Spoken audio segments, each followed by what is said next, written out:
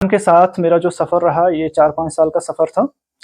तो 4-5 साल इसलिए लग गई कि पहले अवेयरनेस उतनी नहीं थी, एग्ज़ाम पैटर्न कैसा है, कैसे करना है। तो पहले 1-2 अटेम्प्ट में तो पैटर्न समझ आ गया कि कैसे करना है। तो उसके बाद मैंने हर बार इसमें मेंस क्वालीफ़ाई किया है। तो एक बार मेरा मेंस 1.5 मार्क्स से रह गया, तो उसके बाद मेरा इंटर कॉल आई, फिर भी मैं कुछ मार्क्स से रह गया। तो फिर ये मेरा इस बार चौथा अटेम्प्ट था, क्योंकि 23 में जो मेरा अटेम्प्ट था वो प्रीलिम में मैंने रोल नंबर गलत लिखा था, तो वो प्रीलिम ही क्वालीफ़ाई नहीं हुआ था। तो इस बार और सोचा अच्छे से, जहाँ पे कमियाँ थी उनको दूर किया। तो मुझे पहले ही अंदर से ये गट फीलिंग थी कि इंशाल्लाह इस बार हो जाएगा।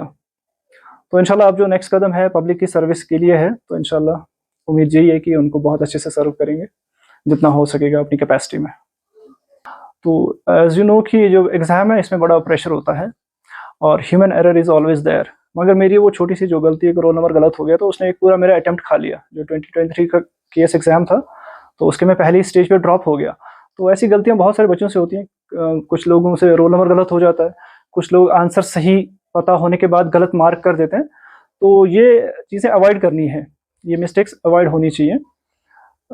और जो बच्चे इस स्ट्रगल में अभी हैं, तो वो खुद पे भरोसा रखें, अपनी मेहनत जारी रखें और अपनी कमियों को देखें। अगर पिछली बार नहीं हुआ है तो जाके देखें, पेपर्स देखें, अपनी मार्कशीट देखें, कहाँ पे क्या गलती हुई है, उन चीज़ों को सुधारें और इंशाल्लाह नामुमकिन कुछ नहीं है, इंसान लगा रहे तो इंशाल्लाह एक दिन कामयाबी ज़रूर मिलती है।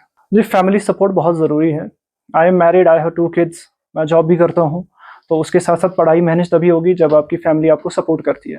तो मुझे फैमिली का फुल सपोर्ट था, जो मेरे पेरेंट्स थे, ब्रदर्स, सिस्टर्स, वाइफ़, जो मेरे दोस्त थे मेरे आस-पास और जो मेंटर्स थे, वो कंटिन्यूअसली मोटिवेट करते रहते थे। तो मैं भी अपने इस बिज़ी शेड्यूल से इस एग्ज़ाम के लिए टाइम निकाल के तो इसमें पढ़ाई करता था। जो लोग अभी वर्किंग प्रोफ़ेशनल नहीं है, तो उनके लिए और अच्छी चांस है, वो अपना सारा टाइम इसी एग्ज़ाम की तरफ दे सकते हैं।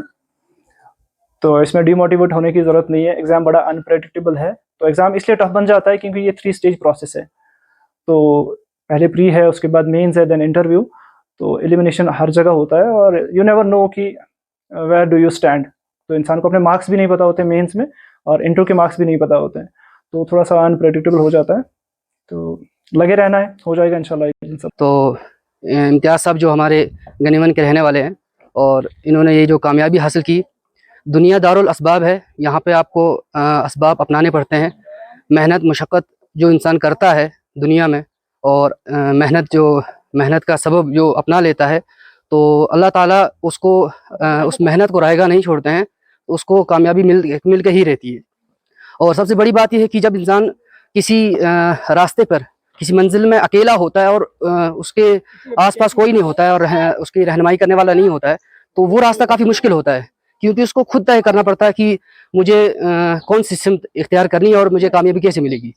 तो जब इन्होंने मेहनत की और इसमें लगे रहे, इस रास्ते में काफ़ी टाइम तक लगे रहे, तकरीबन 4-5 साल शायद इन्होंने इसमें लगाए और मेहनत करने के बाद अल्लाह ताला ने इनको कामयाबी दे दी। बहुत खुश है जब मैंने ये खबर सुनी। मैं तरावी पढ़ के जैसा ही घर पहुंचा, तो 9:30 के आसपास मैंने जब मोबाइल अपना जो है हाथ में लिया, तो मैं न्यूज़ सुनी और बहुत खुश हुए हम। तो इस स्ट्रगल के पीछे मेरे पेरेंट का बहुत सपोर्ट है। मेरे वालिद जो हैं गवर्नमेंट रिटायर्ड हैं सर्वेंट, और मैं खुद गवर्नमेंट टीचर हूँ, और मैंने बचपन में जो है इम्तियाज़ साहब को पढ़ाया लिखाया भी है। तो ये मेरे स्टूडेंट भी हैं और छोटे भाई भी हैं, औलाद की तरह पाला है इनको। तो इनकी कामयाबी को मैं अपनी कामयाबी समझता हूँ। सब हमारे इलाके की जो है वो कामयाबी है, और इन्होंने काफ़ी स्ट्रगल किया है। कभी कभी मुझे लगता था कि मतलब इनकी बहुत कमज़ोर होते थे, इतनी पढ़ाई करते थे, रात में नींद भी नहीं कर पाते थे। तो इलाके की अगर बात करें तो सतरंज से ऊपर अब पहला कैंडिडेट है जो कॉम्पिटिटिव एग्ज़ाम क्लियर किया है।